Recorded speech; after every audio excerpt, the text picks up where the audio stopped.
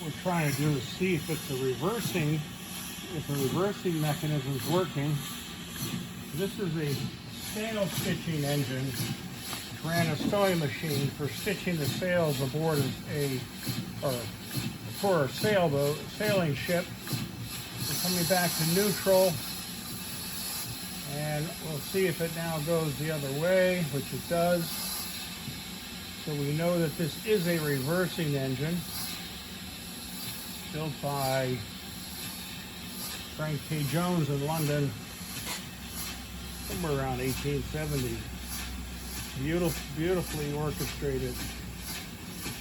We're going to throttle it down now just to see how slow we can make it go without it stalling out.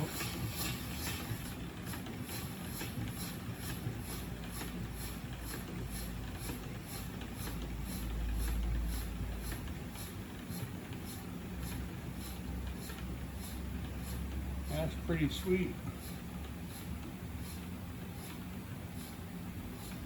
Very nice. It's only a couple pounds of air. On steam it would be absolutely a wonderful thing. So we're running roughly at, I don't know, maybe 20 RPM or something. It's really slow, so that's fine. Okay. Telephone.